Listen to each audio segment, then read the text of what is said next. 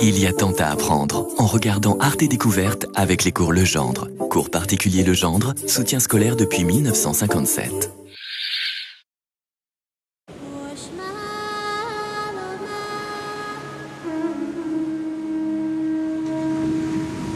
L'éternelle jeunesse, l'éternelle beauté, et pourquoi pas l'immortalité. Les hommes en rêvent, et depuis longtemps.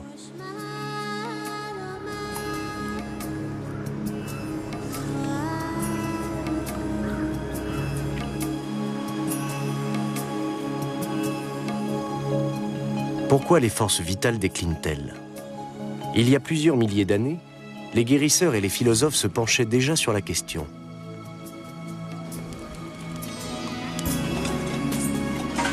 Et les réponses, on les retrouve aujourd'hui, à la faveur de fouilles archéologiques. Elles sont parfois stupéfiantes. Certaines civilisations anciennes possédaient la connaissance des forces vitales et le secret du bien-être.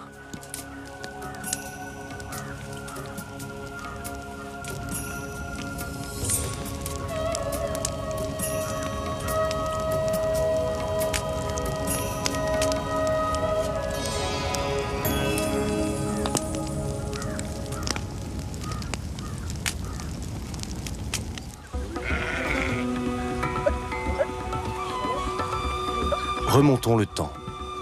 2000 ans avant notre ère. Le guérisseur Kuldep vit sur les bords de l'Indus. Son nom signifie « lumière de la communauté ». Atreya est son disciple.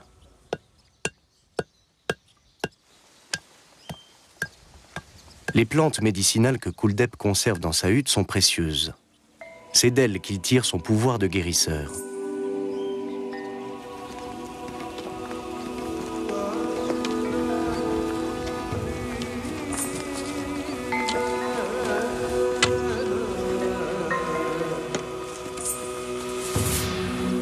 Devant la hutte, une femme est étendue à l'ombre. Elle a eu un malaise.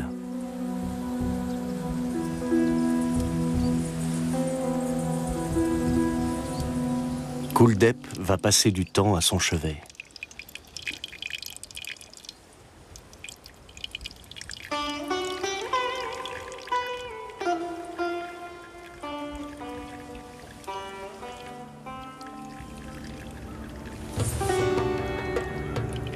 Il pratique le Shirodhara, c'est-à-dire le versement continu d'un liquide sur le front.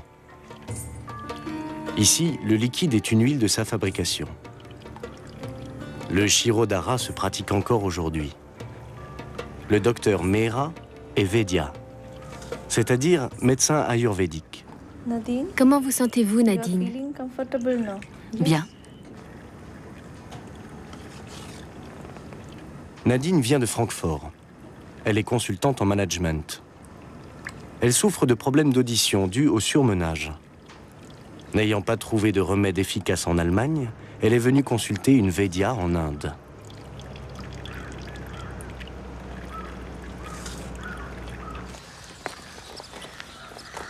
Pour se soigner, Nadine a décidé de partir loin de son travail et du stress de son quotidien.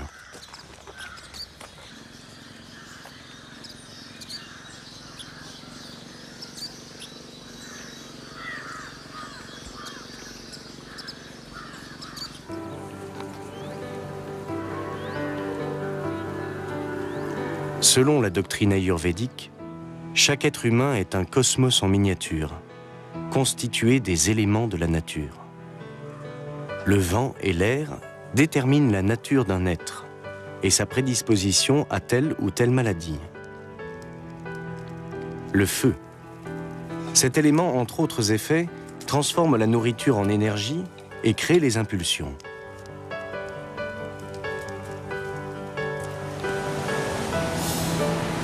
L'eau également est un élément vital et caractérise le changement.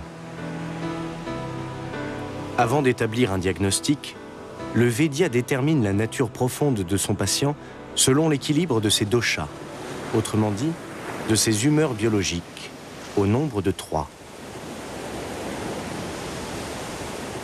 Est-ce que cette pâte que préparent les femmes sera étalée sur mon corps? Directement sur ma peau, ce sera bénéfique. Oui, ce sera bénéfique.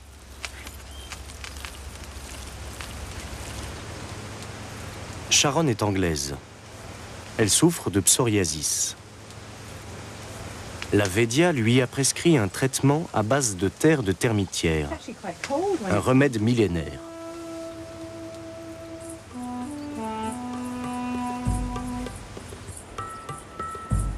L'argile va sécher des heures durant, sous un soleil ardent.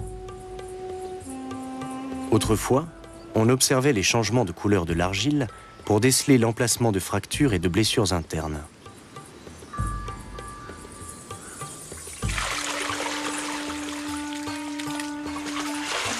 Retrouver la santé par le bien-être, c'est ce que Sharon attend de l'Ayurveda. Un bain de lait aux plantes médicinales semble parfaitement indiqué.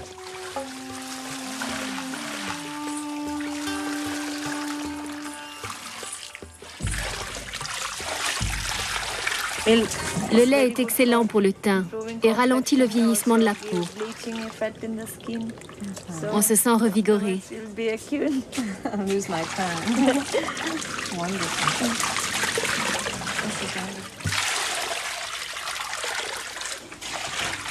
Celui qui prend soin de son corps vit plus longtemps. De ce principe est né l'Ayurveda, il y a près de 4000 ans.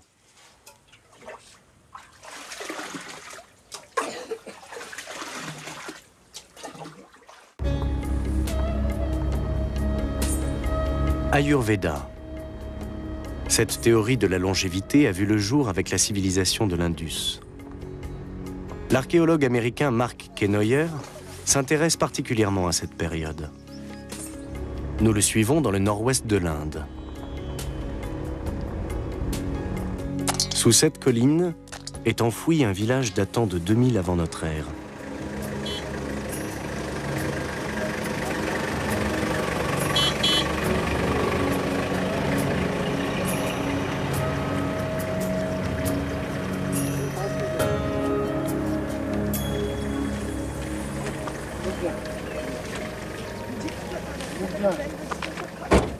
Hello. Hello. Saji. Yeah. Awesome. Khairat? Yeah, everything fine. Yeah, come in, please. Les premières fouilles ont mis au jour une muraille faite de grosses pierres de taille et d'argile cuite. Elle protégeait peut-être une ancienne route commerciale reliant les rives de l'Indus à la cité de Babylone.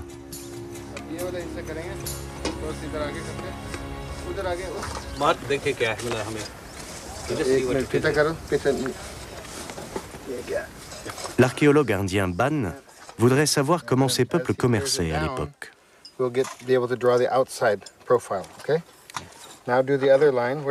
Son collègue américain, lui, compte trouver des vestiges du système de soins antique le long de cette route commerciale.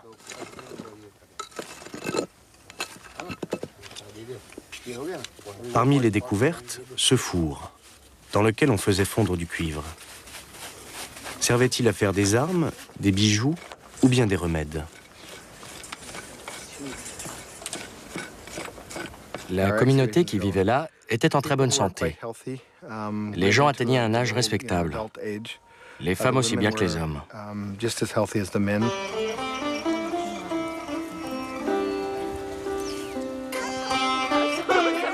Sur le terrain, les archéologues découvrent des systèmes d'égouts et de bains publics. Preuve que l'hygiène était une vraie préoccupation.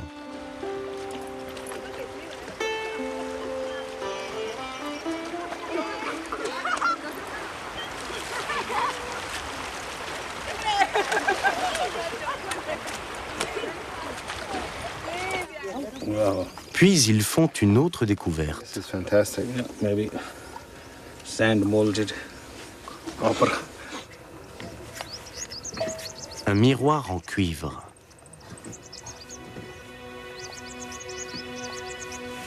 Les miroirs en cuivre sont généralement équipés d'un manche. Voyez cette partie arrondie. Le manche est sans doute caché par le sable.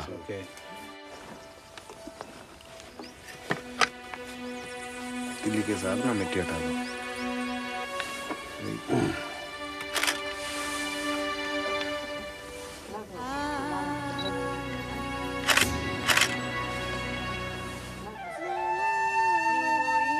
Chose marquante, le miroir fait partie du mobilier funéraire.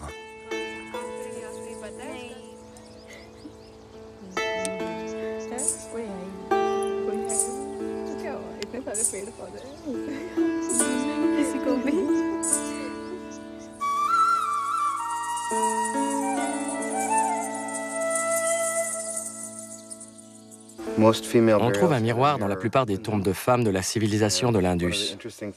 Elles étaient persuadées qu'en se regardant dans le miroir, elles voyaient le reflet de leur âme. Elles ne le transmettaient pas à leurs filles, mais l'emportaient avec elles dans l'au-delà.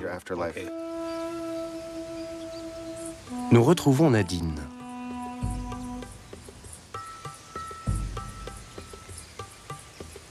L'objectif premier de son voyage n'est pas de guérir, mais de se ressourcer.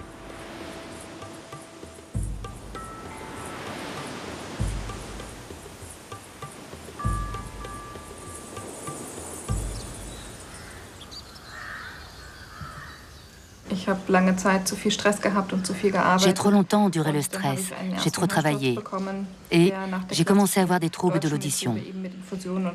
En Allemagne, on m'a soigné à coups de perfusion et de cortisone, jusqu'à ce que je tombe gravement malade.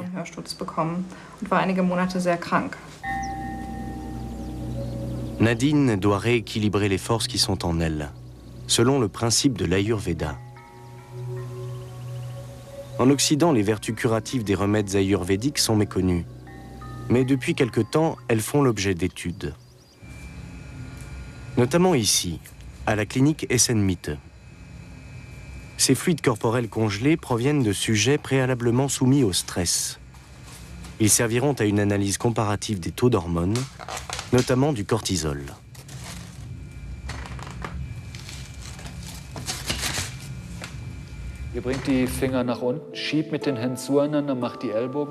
L'étude s'étale sur 3 mois. Elle doit permettre de mesurer si le yoga aide effectivement à évacuer le stress et pourquoi.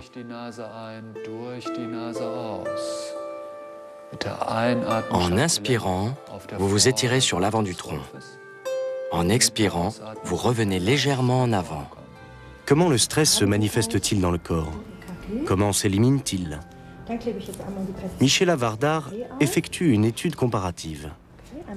Elle porte sur des personnes qui pratiquent régulièrement le yoga et d'autres qui n'en font jamais. Vous allez plonger la main dans cette eau glacée en étirant les doigts. Dites-moi stop dès que vous ne pourrez plus. Au début, ça va, ce n'est pas trop froid. Oh là, ça devient très froid. L'accélération du pouls est particulièrement sensible. Le corps subit un choc. Je m'en rends compte quand je respire. Ça commence à faire mal. C'est difficile de mesurer le stress. Nous recourons à des techniques utilisées dans le monde entier. Nous voulons établir une base de comparaison entre les effets d'un médicament, du sport, du yoga. Les performances cardiaques sont analysées par ultrasons. La manchette est gonflée jusqu'à bloquer complètement le passage du sang. On mesure ensuite la réaction du système circulatoire et la vitesse à laquelle l'artère reprend sa fonction normale. Les premiers tests montrent que ceux qui font du yoga obtiennent de meilleurs résultats.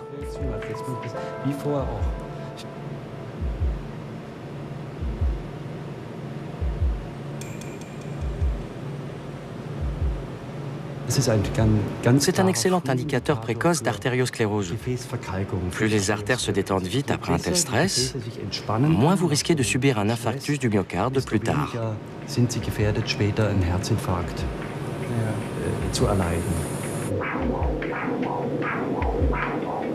L'étude le confirme. Les sujets qui pratiquent le yoga obtiennent objectivement de meilleurs résultats. La pression sanguine baisse, ainsi que les rythmes respiratoires et cardiaques. Les patients se sentent mieux et ils souffrent moins du dos et de la tête.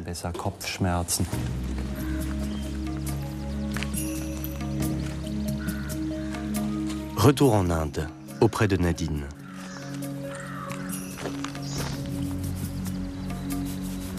La jeune femme souffre également de maux de tête. Son traitement ayurvédique est à base de groseilles épineuses qu'on appelle amla. En Allemagne, pour traiter mon acouphène, on se concentrait naturellement sur mon oreille. Alors qu'ici, l'oreille ne joue absolument aucun rôle. On traite le corps dans son entier.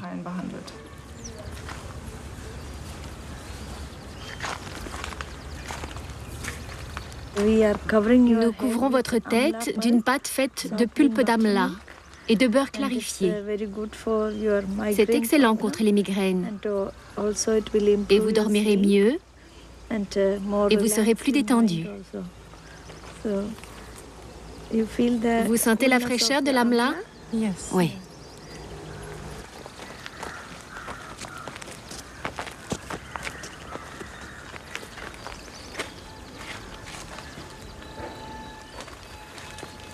Le cataplasme est recouvert d'une feuille de bananier pour éviter qu'il ne sèche trop vite.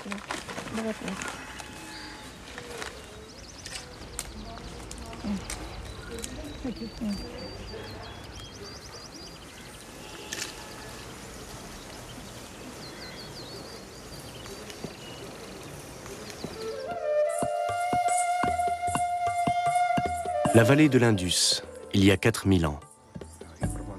Kuldep le guérisseur est âgé désormais. Atreya, son élève, va prendre sa suite.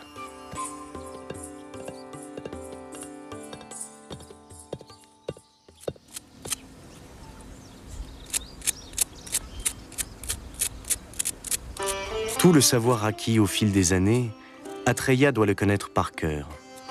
Il n'existe aucun manuel, aucun remède universel. Posséder le savoir thérapeutique confère un immense pouvoir, mais il faut le pratiquer avec une grande sagesse. Ce savoir est transmis oralement et uniquement aux hommes vénérables.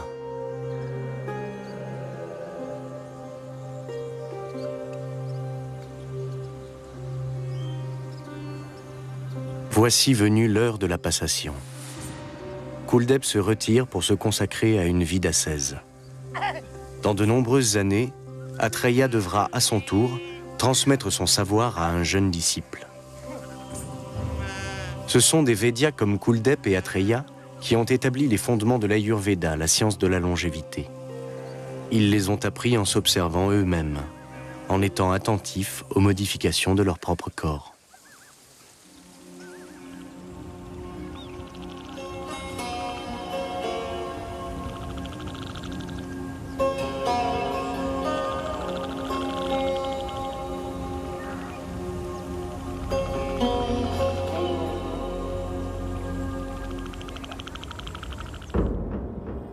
Mais après 700 ans de paix, la civilisation de l'Indus s'effondre. Et avec elle, c'est l'Ayurveda qui menace de disparaître.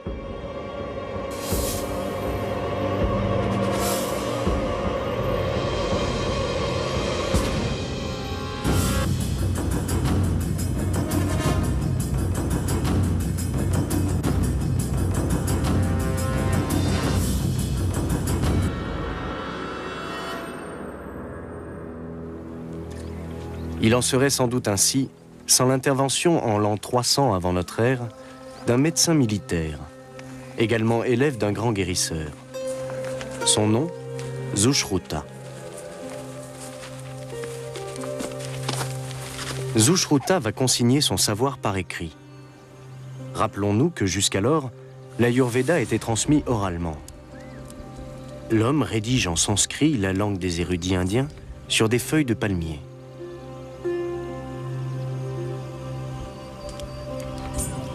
Hradaya, Chetanastana, Uktam Sushruta, Dehinam, Tamobi Bhute, Tasmistu Nidra Vishati Dehinam. Sushruta note tout ce qu'il sait, remèdes par centaines et interventions médicales, ainsi que des réflexions philosophiques. Nul ne peut recouvrer la santé si son corps et son esprit ne sont pas en harmonie.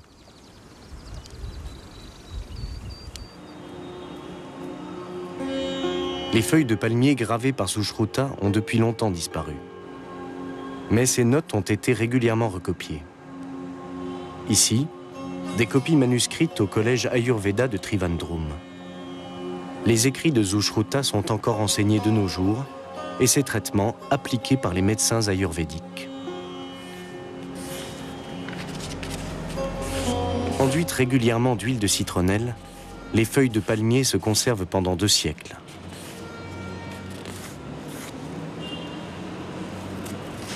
Un des chapitres les plus importants du Sushruta traite de certaines parties du corps particulièrement sensibles, appelées les points marma.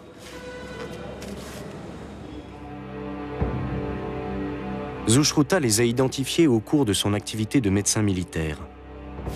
Les blessés étaient nombreux sur les champs de bataille, et ils étaient pour lui autant de sujets d'étude.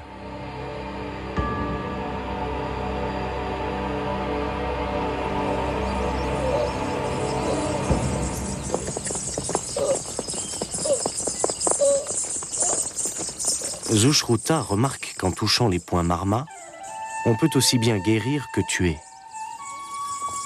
Ces points sont des centres vitaux et énergétiques, des points de jonction et de croisement de vaisseaux sanguins, de nerfs, d'organes. Sushruta décrit ainsi 107 points marma.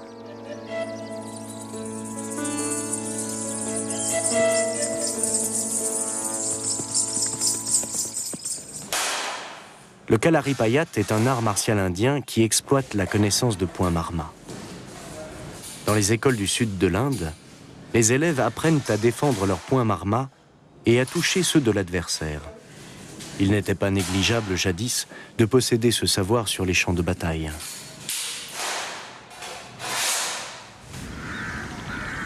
Dans les régions marécageuses du sud de l'Inde est enseignée une forme particulière de l'Ayurveda, la marma-thérapie. Nous y rencontrons le Vaidya Gamalian.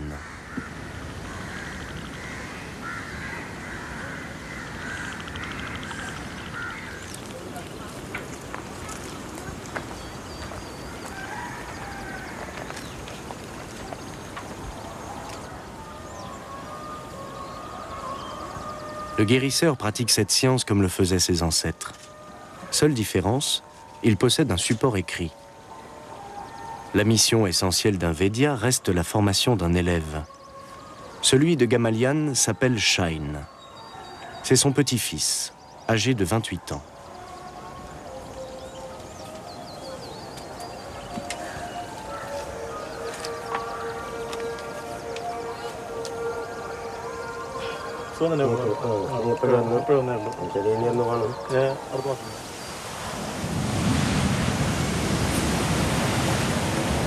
Shain est l'un des meilleurs pratiquants de Kalaripayat de toute l'Inde. Il a appris cet art martial à l'école et avec son grand-père.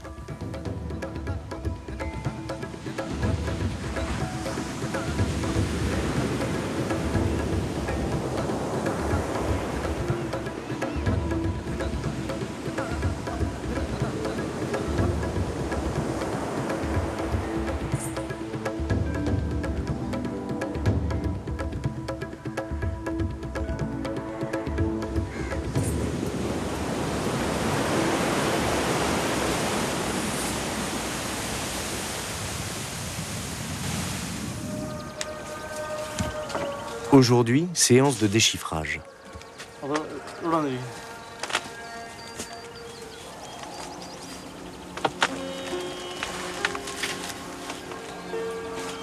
Décrypter les feuilles de palmier rédigées par ses ancêtres n'est pas un exercice facile pour Shain.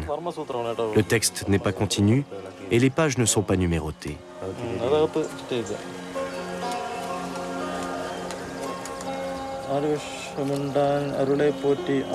Les dieux soient bénis. Ce que je sais, je le transmettrai avec amour.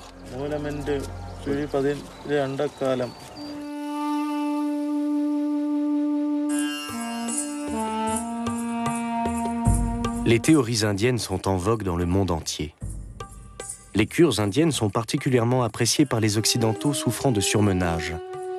Ici, on dit qu'on ramène à la vie les âmes européennes qui sont mortes. Au cœur des cures ayurvédiques, le panchakarma, autrement dit, les 5 systèmes de purification.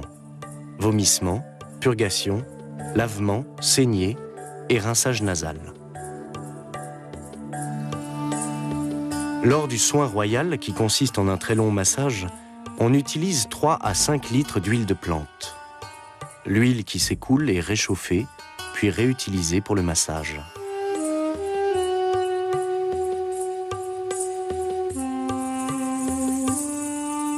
Ce traitement dilate les canaux du corps. L'huile combinée à la sueur nettoie les cellules corporelles. Les toxines sont éliminées par les intestins. La peau est en quelque sorte un rein d'appoint. À travers elle, le corps excrète toxines et résidus. Sur le plan scientifique, on ignore ce que ces résidus représentent. Toutefois, nombre de cures ayurvédiques donnent des résultats stupéfiants. L'une d'elles a permis d'apaiser le psoriasis de Sharon.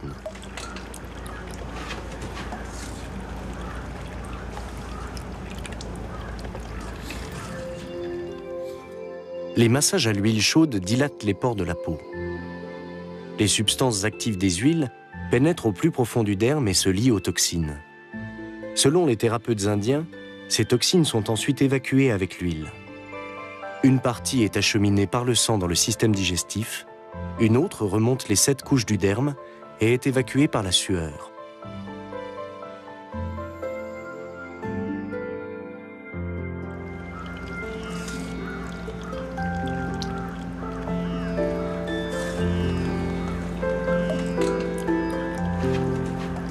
Une fois le massage royal terminé, l'huile imprégnée de sueur est éliminée.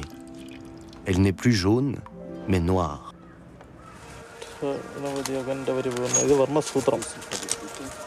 Retour auprès de Shine. Aujourd'hui, l'enseignement porte sur les points marma, le remplacement sur le corps humain et la façon dont on peut les activer. Alavadi, c'est le point entre les 2 mâchoires.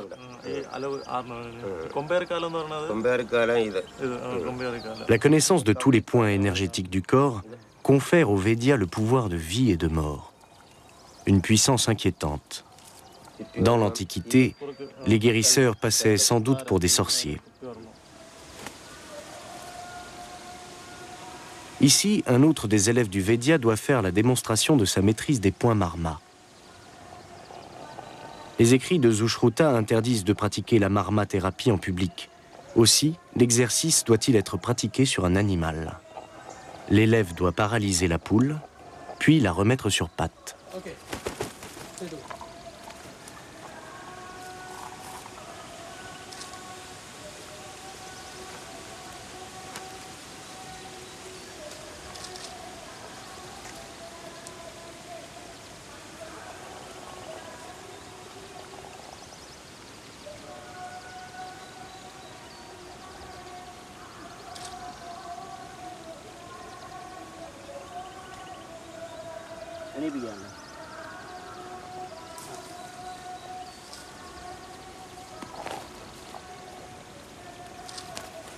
L'élève a réussi. Pour intervenir sur les points marma, les Védias utilisent surtout leurs mains.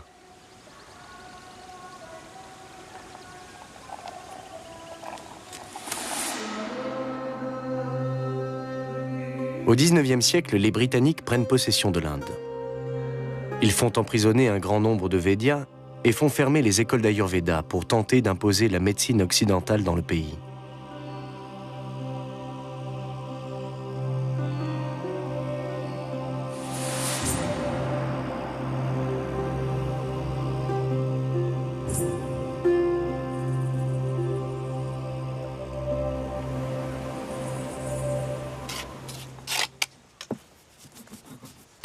Mais la médecine ancestrale survit à la colonisation britannique.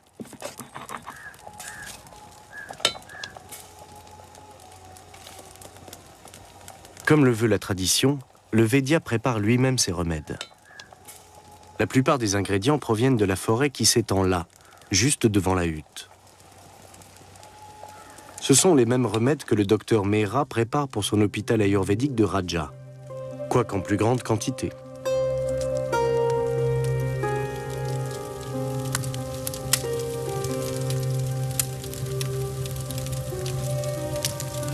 Dans ces cuves, elle fait chauffer des huiles selon une recette de Zushruta. L'illustre érudit a même pensé à indiquer quel bois de chauffe employé pour la cuisson.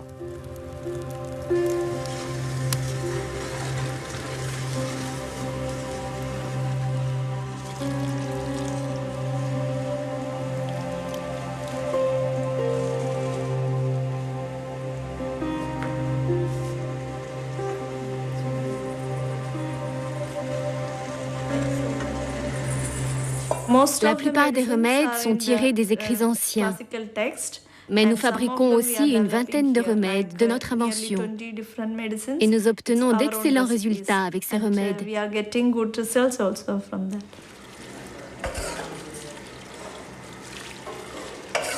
Ici, l'huile de sésame a cuit durant 4 heures, avec des extraits de 20 plantes différentes. Le bouillon est filtré pour ne garder que l'huile essentielle. Les racines et les écorces sont les ingrédients de base des remèdes ayurvédiques. Elles sont récoltées par tonnes dans les forêts indiennes. 3 femmes passent leur journée à hacher les ingrédients. Ces racines d'asperges sauvages seront ajoutées à la prochaine cuvée d'huile de sésame. Certains remèdes reviennent très chers. Mais remplacer les ingrédients les plus coûteux par des produits de substitution affecte bien entendu la qualité du remède. Ces 2 racines semblent de la même espèce, mais seule celle de gauche provient d'un arbre rare de la jungle. L'analyse en laboratoire est l'unique moyen de déceler la fraude. Mandaté par les autorités indiennes, l'Institut Kottakkal étudie les 4000 plantes utilisées dans la médecine ayurvédique. Les lamelles sont teintées pour mieux distinguer la structure des cellules.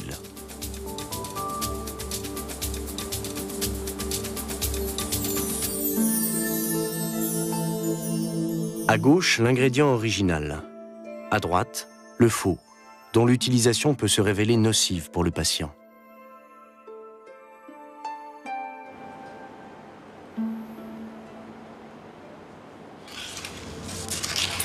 L'utilisation de métaux, or et mercure, ou zinc comme ici, est également dangereuse.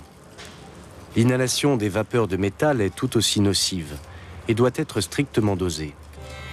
Pour les reins, les métaux sont un poison. En Europe, rares sont les thérapeutes qui font usage de métaux. Ce n'est pas le cas en Inde.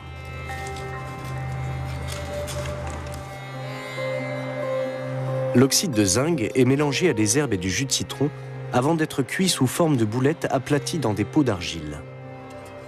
La purification des métaux dangereux est expliquée dans les écrits anciens. Le procédé a peu évolué depuis l'Antiquité. Des bousses de vache séchées servent de combustible. Les boulettes d'oxyde sont recuites et mélangées une quinzaine de fois avant d'être réduites en une poudre appelée basma. Cette poudre donne d'excellents résultats dans le traitement des maladies de la vessie et du diabète.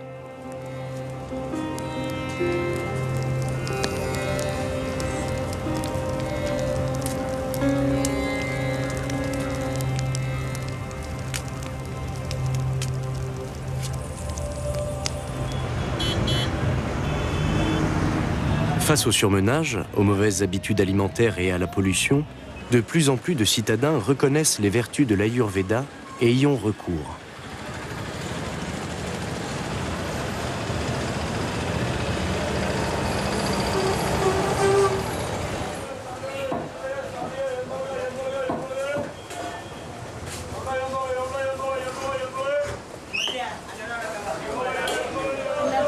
Dans ce plateau, 1 kilo de résine d'encens, un produit utilisé depuis des millénaires en Inde.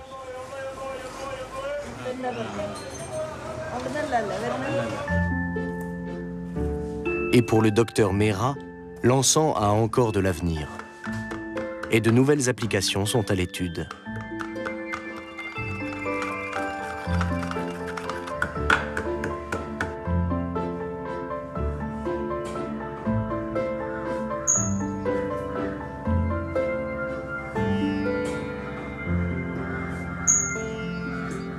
Nous l'utilisons surtout comme analgésique et comme anti-inflammatoire. Nous l'appliquons sur le front pour soigner les sinusites, les migraines et autres maux de tête chroniques.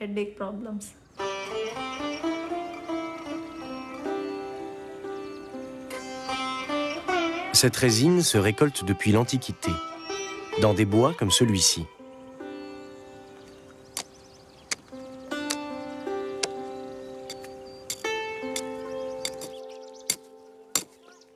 La résine possède des vertus curatives exceptionnelles, selon les médecins indiens. Mais faute de preuves scientifiques irréfutables et définitives, l'encens ne peut être commercialisé sous forme de médicament dans la plupart des pays industrialisés.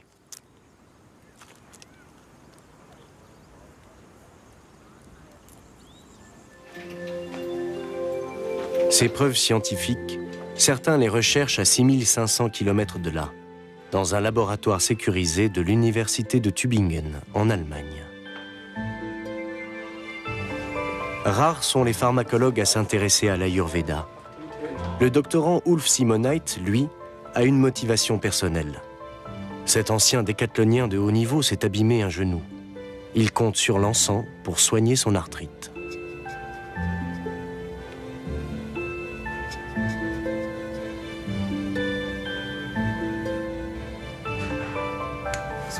Ulf, tu refais le test du COX-2.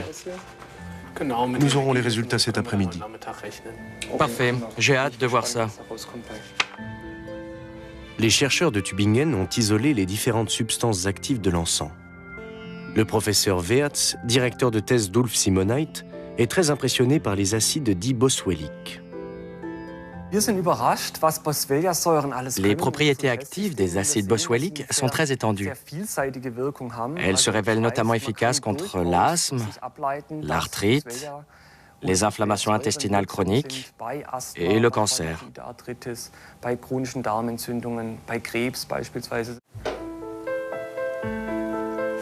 L'encens présente de multiples vertus. Les spécialistes de Tübingen aimeraient pousser leurs études, mais les groupes pharmaceutiques rechignent à les suivre. Les chercheurs ont pourtant réuni quantité de preuves. Ils savent par exemple que pour les traitements de longue durée, l'encens est moins nocif que la cortisone.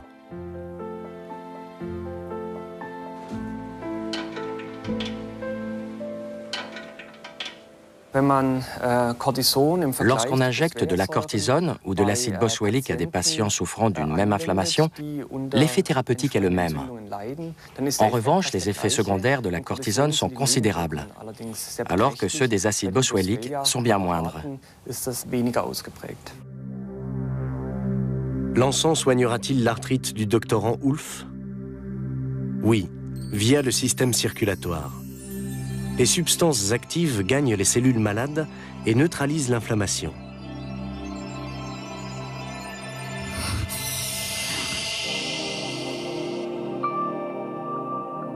L'encens agit donc comme la cortisone. Toutefois, quand les traitements sont très longs, la cortisone a des effets secondaires dommageables. Elle favorise l'ostéoporose et fragilise les os.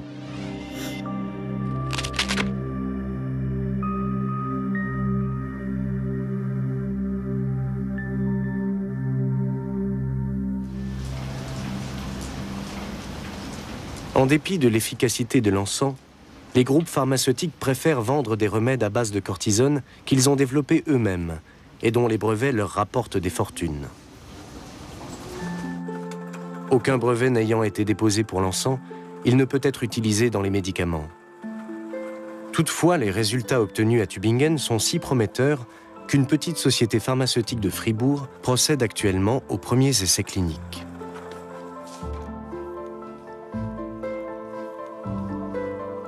Si les résultats se révèlent positifs, l'encens sera le premier remède ayurvédique avalisé par les autorités médicales allemandes.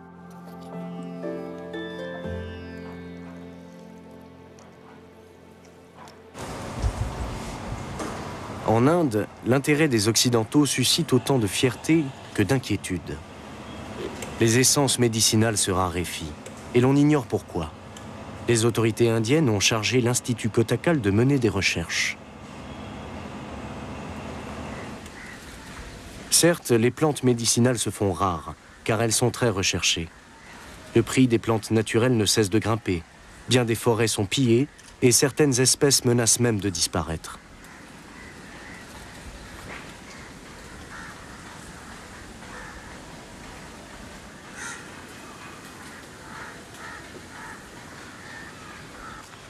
L'Institut Kotakal a créé il y a 20 ans une arche de Noé botanique. Le jardin compte 1200 espèces qui, dans la nature, ont disparu. Leur patrimoine génétique est conservé ici.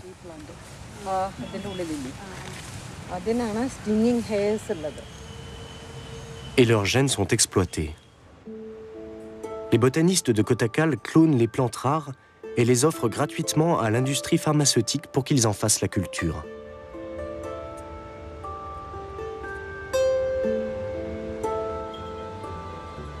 « 35 espèces sont stockées dans ces salles de culture. La température ambiante est constante, 23 degrés Celsius.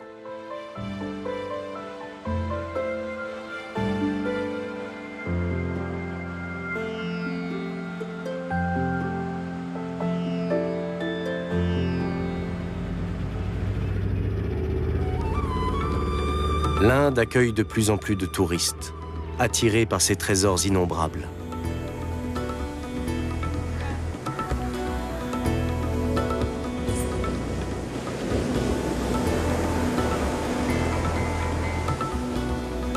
Mais son plus grand trésor, n'est-il pas sa science thérapeutique, laquelle s'exporte d'ailleurs très bien? La science de la longévité a conquis l'Occident. Pas seulement dans les centres de bien-être, on l'enseigne aussi dans les écoles de médecine.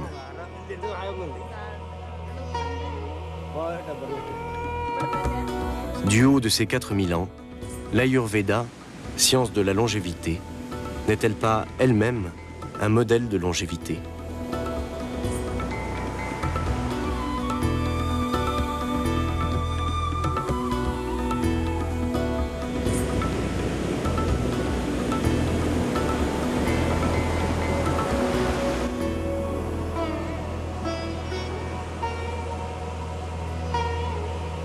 Hawaï est devenu un véritable laboratoire des tests américains sur les OGM.